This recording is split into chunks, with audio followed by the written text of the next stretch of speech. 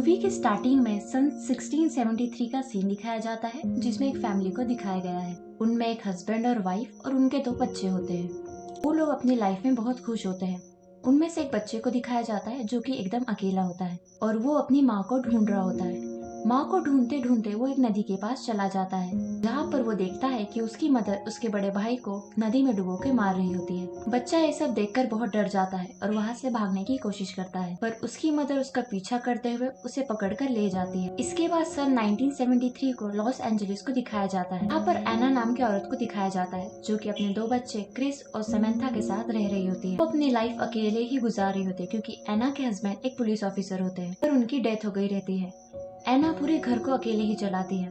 इसके अलावा एना department of social services में जॉब भी कर रही होती है। इस डिपार्टमेंट का बेसिक वर्क ये देखना था कि माँ बाप अपने बच्चों की सही से परवरिश कर रहे हैं कि नहीं। एना को उसके ऑफिस से पता चलता है कि पेट्रिशिया नाम की औरत का केस उसके कुलीग को दिया जा रहा है। ये एक ऐसा केस था जिसे कई सालों से एना ही हैंडल कर रही होती है। ये चीज एना को पसंद नहीं आती। फिर एना के बॉस उसे समझाते हैं कि एना के ऊपर काम का पहले से ही बहुत बर्डन है और उसे अपने बच्चों का ख्याल भी खुद ही रखना है, और यही वजह है कि ये केस उसके अलावा किसी और को दिया जा रहा है। और इस बात पर एना तब भी एग्री नहीं हो। वो कहती है कि वो पेट्रिशिया को जानती है और पेट्रिशिया सिर्फ उस पर ही बिलीव करती है और उसके बच्चों को उसने अपने आंखों के सामने ही बड़े होते हुए देखा है, और उसके अलावा ये केस कोई भी अच्छे से हैंडल नहीं कर सकेगा। फिर बॉस उसकी बातों पर एग्री हो जाते हैं और ये केस फिर से एना को ही दे देते हैं। पेट्रिशिया के बच्चों के स्कूल से कॉल आती है कि वो फिर से स्कूल नहीं आ रहे और इसीलिए एना को उनके घर जाना था। उसके बॉस उससे कहते हैं कि वो जाते समय एक पुलिस ऑफिसर को भी साथ लेकर जाए, और एना एक पुलिस ऑफिसर के साथ पेट्रिशिया के घर पहुंची जाती है। पेट्रिशिया सबको आने से मना कर देती है। फिर एना उसे कहती है कि वो सिर्फ अकेले ही अंदर आएगी। इसी बात पर पेट्रिशिया एना को अंदर आने देती है। एना देखती है कि पेट्रिशिया बहुत डरी हुई है और फिर एना पेट्रिशिया से उसके बच्चों के बारे में कहती है, तो पेट्रिशिया कहती है कि वो सब सेफ है। एना को पेट्रिशिया के बच्चे नहीं नजर आ रहे होते। फिर एना को वहाँ पे एक दरवाजा नजर आता है जिसके ऊपर आइस की कई सारी पिक्चरें ड्रॉ होती है। एना उस डोर के पास जाती है, जिससे पेट्रिशिया देख बहुत ज्यादा भड़क जाती है। वो एना पर अटैक करती है और उसे मारने की कोशिश करती है, और पुलिस वाला वहाँ पर आ जाता है और पेट्रिशिया को पकड़ लेता है। दौरान एना पेट्रिशिया के गले से एक की निकाल लेती है, जिस पर पेट्रिशिया एना को कहती है कि उस डोर को मत ओपन करो, पर एना उस दरवाजे को खोल लेती है और उस डोर के पीछे पेट्रिशिया के दोनों लड़के होते हैं। दोनों बच्चे भी बहुत ज्यादा डरे और सहमे से होते हैं। एना को कहते हैं कि दरवाजा बंद कर दो वरना वो हमें मार देगी। एना को इस बात की बिल्कुल समझ नहीं आती कि वो बच्चे लाल लरोना की बातें कर रहे हैं। इसके बाद वो दोनों बच्चों को चाइल्ड सर्विस सेंटर में पहुंचा दिया जाता है। एना देखती है कि उन बच्चों के हाथ पर जलने का निशान है। इस पर वो बच्चे कहते हैं कि ये भी उसी ने किया है, पर एना को समझ नहीं आती कि वो किसकी बात कर रहे हैं। इसके बाद एना घर चली जाती है। रात में लाल अरोना आकर पेट्रिशिया के दोनों बच्चों को पानी में डुबो के मार देती है। बच्चों को डुबोते हुए लाल अरोना की आंखों से आंसू बह रहे होते हैं। इसी की वजह होती है कि उसे वीपिंग वुमन कहा गया है। एना के पास कॉल आती है कि पेट्रिशिया के बच्चे नदी में डूबकर मर गए हैं। एना वहाँ पर पहुँच जाती है और अपने बच्चों को कहती है कि वो कार में ही बैठे। वो कार थोड़ी दूर ही पार्क करती है क्योंकि उसके बच्चों को कुछ भी पता ना चले। एना वहाँ बच्चों की बॉडी के पास पहुँचती है, तभी वहाँ पर पेट्रिशिया आ जाती है। पेट्रिशिया एना को कहती है कि तुम ही ने मेरे बच्चों को मार दिया, सिर्फ एक ही रात बची थी और इसके बाद हमें उससे छुटकारा मिल जाता है, किससे? और तभी पेट्रिशिया जवाब देती है लाल अरोना से। इसके बाद पुलिस वाले पेट्रिशिया को ले जाते हैं।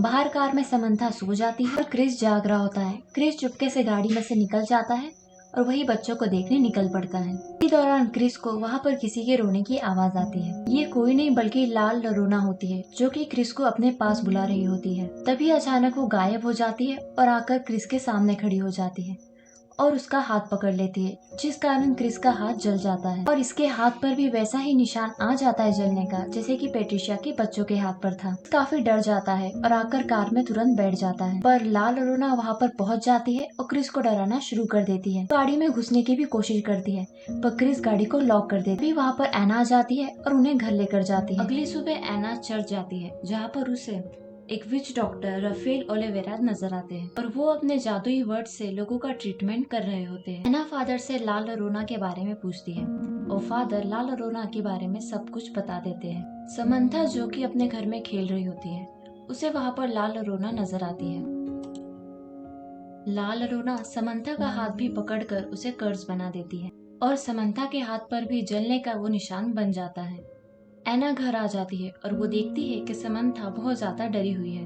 एना समंथा से जलने के निशानों के बारे में पूछती है तो समंथा झूठ बोल देती है कि मैं कहाँ पर गिर गई थी। एक डिटेक्टिव जिनका नाम कूपर होता है वो एना के घर आते हैं।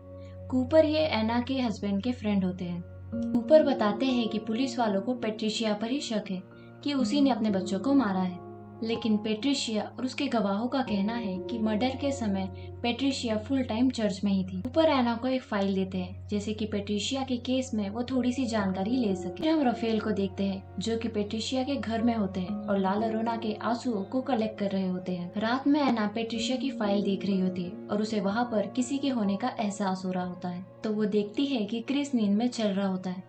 तभी अचानक घर का दरवाजा खुल जाता है और ऐसे फील होता है कि कोई मैजिकल पावर अंदर दाखिल हो गई है। एना क्रिस को सुला देती है और समंथा को देखती है और पेट्रिशिया की फाइल के पेजेस जमीन पर पड़े होते हैं। तभी एना समझ जाती है कि रूम में कोई और भी है। तभी एना देखती है कि समंथा के रूम में लाल अरोना है। जब तक वो कुछ कर पाती तब तक दरवाजा बंद हो जाता है। इसके बाद एना के रूम में भी लाल अरोना आ जाती है तो एना उसे कहती है कि वो यहाँ से चली जाए। इसी दौरान क्रिस और समंथा भी एना के कमरे में आ जाते हैं और एना उन्हें अपने बेड पर सुला देती है और खुद पूरी रात भर जागती है। एना पेट्रिशिया से मिलने जाती है तो पेट्रिशिया उसे ही अपने बच्चों का जिम्मेदार समझती है। इसी दौरान एना पेट्रिशिया के हाथ पर वैसे ही जलने का निशान देखती है तो पेट्रिशिया कहती है कि ये लाल अरोना ने किया है। और इसके बाद एना के बच्चों को भी उसकी रोने की आवाज आएगी और वो अपने साथ उन्हें लेकर जाएगी। पेट्रिशिया कहती है कि मैंने लाल अरोना को कहा है कि वो मेरे बच्चों को वापस दे दे और एना के बच्चों को लेकर जाए। क्रिस को तभी किसी की रोने की आवाज आती है तो लाल अरोना उसे डराती है और सीढ़ी से नीचे धक्का दे देती है। मौके पर एना आ जाती है और उसे बचा लेती है और डॉक्टर के पास लेकर जाती है। तो डॉक्टर क्रिस के हाथ पे जलने का निशान देखता है तो डिपार्टमेंट ऑफ सोशल सर्विसेज को कॉल कर देता है। रात में एना के घर में कूपर और उसके कलीग डोना आते हैं। तो ये चेक करने आते हैं कि एना अपने बच्चों के साथ किसी भी तरह का अब्यूज तो नहीं करती। फिर एना क्रिस से लाल अरोना के बारे में पूछती है तो क्रिस उसे सब कुछ बता भी देता है। इसके बाद लाल अरोना समंथा को पानी में डुबो के मार रही होती है और मौके पर एना आ जाती है और समंथा को बचा लेती है। और इसके बाद लाल अरोना एना को भी कर्ज कर देती है। किसी प्रकार एना अपने बच्चों के साथ वहां से भाग जाती है। इसके बाद एना अपने बच्चों के साथ चर्च जाती है तो फादर उसे बताते हैं एनाबेल डॉल के बारे में कि जब वो उस डॉल को लेकर आ रहे थे तो उस डॉल ने उन्हें पूरी तरह से जख्मी कर दिया था। और वो ये भी बताते हैं कि इस तरह की चीजों में शैतानी पावर होती है और चर्च तुम्हारी हेल्प भी करेगा, लेकिन चर्च से सर्विसेज लेने में कई हफ्ते लग जाएंगे।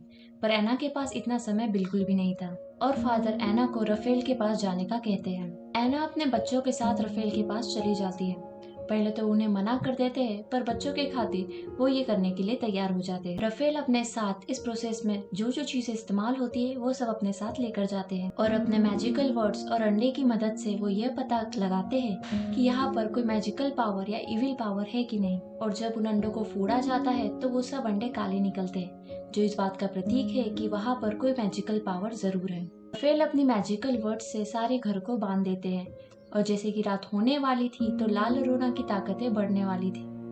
जैसे कि रफेल एना और उसके बच्चों को बचाने के लिए अपनी कई सारी चीजों का इस्तेमाल करते हैं। इसको उस क्रॉस के बारे में बताते हैं जो कि फायर ट्री से बना हुआ था। जब लाल अरोना अपने बच्चों को मार रही थी तो उसे ऐसा करते समय सिर्फ फायर ट्रीज नहीं देखा था, वक्त फायर ट्रीज रो भी रहे थे। फायर ट्रीज लाल अरोना के इस गुनाह का एक लौता सबूत थे।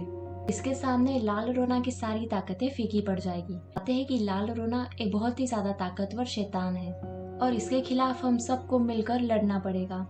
फिर लाल अरोना के आंसुओं को साफ करते हैं जैसे कि वो उसी के आंसू उसी के खिलाफ इस्तेमाल कर सके आती है और उन्हें लाल अरोना के आने का मैसेज मिल जाता है।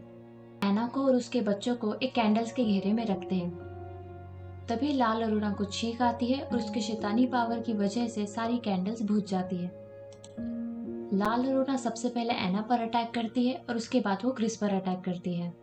क्रिस को खींचकर बाहर ले जाती है और तभी रफेल क्रिस को पकड़ लेते हैं और वही आंसू लाल अरोना पर फेंक देते हैं। आंसू लाल अरोना पे पड़ते ही उसका चेहरा जलने लगता है, पर वो अभी भी जिंदा होती और खत्म नहीं हो पाती। तभी रफेल दरवाजे पर फायर ट्रीज के बीज को लगा देते हैं। को पार करके लाल अरोना अंदर नहीं आ सकती थी, पर वो मजीद गुस्से में आ जाती है। लाल अरोना पीछे के दरवाजे से अंदर आने की कोशिश करते हैं और सभी उस दरवाजे को बंद करने लगते हैं। लाल अरोना ने ये जाल इसलिए बिछाया था कि पीछे के दरवाजे पे सबकी नजर चली जाए और उसके आने में आसानी हो जाए। तभी लाल अरोना समंथा को उसकी डॉल के थ्रू बाहर लाने की कोशिश करती है। समंथा को उसकी डॉल बाहर नजर आती है तो वो डोर ओपन करके उसकी डॉल को उठाने की कोशिश करती है। इस बात का बहुत ध्यान देती है कि वो बीजों को क्रॉस ना कर सके। वहाँ पर एना पहुंच जाती है और वो समंथा को उसकी डॉल लेने से मना कर देती है और भागते हुए समंथा के पास आ जाती है, पर तभी समंथा के हाथ में उसकी डॉल लग जाती है और उसे तो इसी दौरान वो बीजों की लाइन टूट जाती है। समंथा को बाहर की तरफ खींच लेती है।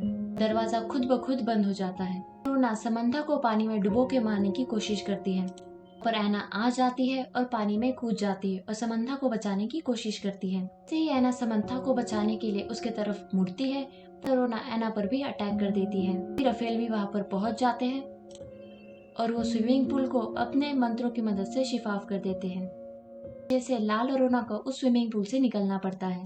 ऐना और समंथा बच जाते हैं। इस दौरान ऐना के हाथ में लाल और रोना का लॉकेट आ जाता है। समंथा को अंदर लेकर आ जाते हैं। समंथा बार बार बाहर जाने की कोशिश करती है। फिर ऐना को बताते हैं कि समंथा के ऊपर लाल और रोना हावी हो गई है और जब जब वो समंथा को बुलाएगी तो समंथा वहाँ पर जाने लगेगी। फिर बताते हैं कि जब तक लाल और रोना से पीछा नहीं छूटता हमें इन बच्चों की हिफाजत करनी पड़ेगी। ऐना भी अपने बच्चों को उसी तरह कबर्ड में बंद कर देती है जैसे कि पैट्रिशिया ने अपने बच्चों। दूसरी तरफ घर के बाहर लाल और रोना अभी भी बच्चों का वेट कर रही होती है। ऐना रफेल को वही लॉकेट दिखाती है जो कि उसने लाल और रोना के गले में से निकाला था। रफेल ऐना को बताते हैं कि तुम इसे संभाल कर रखो, हम यही लॉकेट उसके खिलाफ इस्तेमाल करेंगे। बाद एक औरत बीजों की लाइन क्रॉस करते हुए उनके बच्चों के पास पहुंच जाती है और ये पैट्रिशिया होती है। पैट्रिशिया को लगता है कि अगर वो ऐना के बच्चों को लाल अरोना को दे देगी तो वो उसके बच्चों को वापस कर देगी। फिर पैट्रिशिया को रोकने की कोशिश करते हैं तो वो उन्हें शूट करके मार देती है और बीजों की लाइन को तोड़ देती है और इसी दौरान लाल अरोना को घर मौका मिल जाता है और अंदर आते ही वो पहले ऐना पर अटैक करती है और उसे बेसमेंट में फेंक देती है और बेसमेंट का दरवाजा भी बंद कर देती है और इसके बाद वो घर के सारे दरवाजों को बंद कर देती है जिससे कि बच्चे यहाँ से बाहर ना जा पाए। क्रिस लाल और रोना का वही लॉकेट उठाकर ऊपर की तरफ भाग जाता है। क्रिस और समंथा स्टोर में जाकर छुप जाते हैं।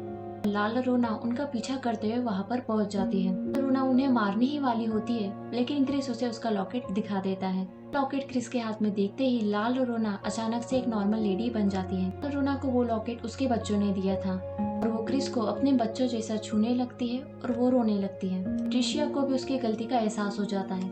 वो बेसमेंट का लॉक आके तोड़ देती है और वहाँ से ऐना को बाहर निकालती है। ऐना भागते हुए ऊपर की तरफ आ जाती है और साथ में रफेल भी ऊपर आ जाता है जो कि मरे नहीं होते। दूसरी तरफ लाल रोना जो कि क्रिस को टच कर रही होती है, पीछे रखा हुआ मिरर उसका कपड़ा हट जाता है और लाल रोना जब खुद को शीशे में देखती है तो शीशा भी टूट जाता है। लाल रोना रफेल को उठाकर बाहर फेंक देती है। इसी दौरान ऐना भी वहाँ पर पहुँच जाती है। क्रिस और समंथा ऐना की तरफ भागकर आ जाते हैं। ऐसे ही लाल रोना क्रिस, समंथा और ऐना को मारने के लिए उनके तरफ दौड़ती है। रफेल उनके तरफ वही फायर ट्री से बना हुआ क्रॉस फेंक देते हैं। ऐना उस क्रॉस को उठाती है और लाल रोना के सीने में डाल देती है। उस क्रॉस की वजह से लाल रोना खत्म हो जाती है और सब कुछ फिर से नॉर्मल हो जाता है और इसी के साथ ये मूवी यहाँ पर एंड हो जाती है।